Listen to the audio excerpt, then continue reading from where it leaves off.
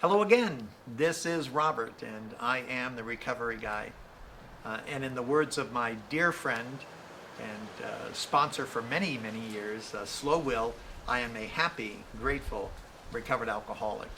And I share that with you not to brag or to toot my own horn, but I believe in the program of Alcoholics Anonymous. I believe in the program of recovery. And I would expect you to expect me that after over 30 years of continuous recovery and sobriety, that I would be happy, grateful, joyous, free, recovered, even well, as it talks about in the Big Book of Alcoholics Anonymous. But I didn't get there overnight. We get there one day at a time. And even though I've got over 30 years of recovery, that 30 years is because of over 11,000 one day at a times.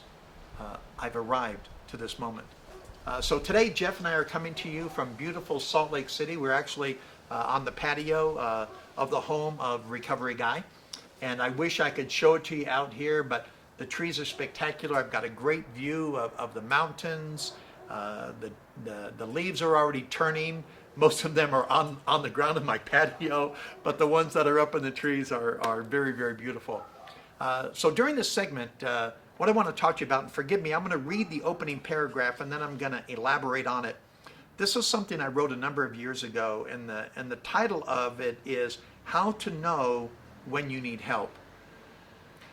Alcohol drug addiction is one of the only diseases known to man that tells you you don't have it. People with heart conditions, diabetes, or other ailments don't deny that they have the condition. As a matter of fact, the sooner they admit it, the sooner they can find a physician and seek treatment. On the other hand, people who suffer from alcoholism, drug addiction, overeating, gambling, pornography addiction, anger, you name it, we deny our addiction. We don't seek help, and most of us end up dying from the disease. We certainly are broken, and sometimes that without remedy. So I doubt if there's any one of us out there who at some level, at some time, you knew you needed help before you ever even sought help. But we go into this area of denial. And there's a number of reasons why we go in denial, and that's for a whole nother topic, but we do. One of the reasons that we do deny and we don't think we need help because we don't want people taking charge of our life. We're so afraid and we're so wounded, and we think that the only thing that can help us through that pain and that wound is to drink or use or compulsively overeat or go compulsively gamble. It takes us away from where we're at and puts us in this protected zone. It was once said to me that I wanted to be somebody else, somewhere else, doing something else, because I never felt comfortable right here. I know I need help, but what good is it for me to think I need help and to admit I need help if I don't think there's any help for me? Because the problem is, I didn't think you understood. I thought I was suffering from a degree of uniqueness, that I only stood my pain, I only understood my problem, and the only way for me to deal with that is to drink and to use and to engage in other behaviors that help mask my condition and tell me that I was okay. So many of us, we come from nothing, we think we're nothing, and we're convinced we're always going to be a nothing. So why would we ask for help? We don't think there is any help for us. But deep down inside, we do. We know we need help. And there's so many indicators of that help being necessary. But again, if we don't think we're worthy of the help, or we don't think no one can help us, we are of the hopeless variety. Matter of fact, the founders, the first 100 men and women in the foreword to the first edition, they say that we recover from a seemingly hopeless state of mind and body. Well, hopeless people don't seek help because there is no help for them.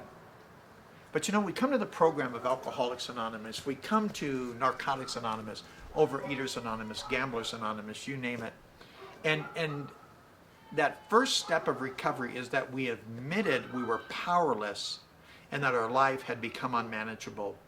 It's within that degree of understanding how powerless we are and how unmanageable our life had become, we then begin to say, well, maybe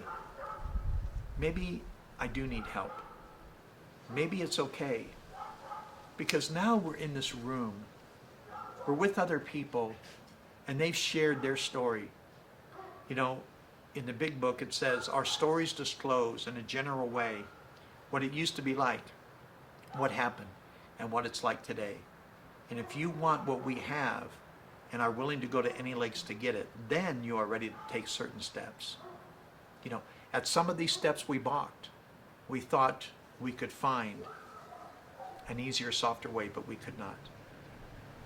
You know, and we think we can find that easier, softer way because we really don't want to admit that we really need help, because we're afraid that it's not going to help. And I don't know if you're like me, but I was so afraid that AA wasn't going to work, that NA wasn't going to work.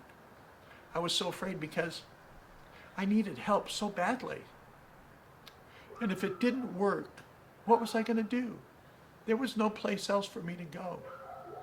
Everyone had disowned me. I was emotionally, spiritually, physically, and financially on my own. I was lost. I was involved in what Bill called incomprehensible demoralization. I was so afraid.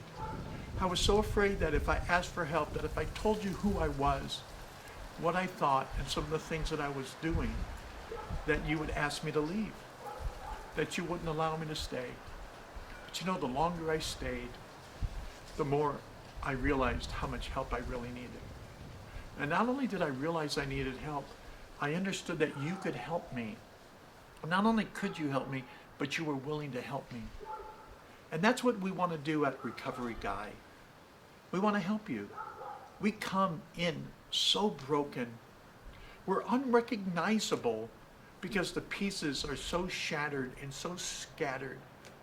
But you know, one day at a time, one piece at a time, one step at a time, understanding our need for God and knowing that that relationship with God, who is incorporated into the 12 steps, can take us from broken to whole. So as we explore this whole concept of recovery at Recovery Guy, Jeff and I are very interested in what you want to hear and what you think about our audio and video segments in our podcast are discussing. So feel free to send an email to Jeff or me and let us know what you think about what you're hearing, about what you're seeing. Is there a particular topic that we can discuss? Can we dig a little bit deeper, say, in this particular topic? How do you know when you need help? You know, what are you willing to admit?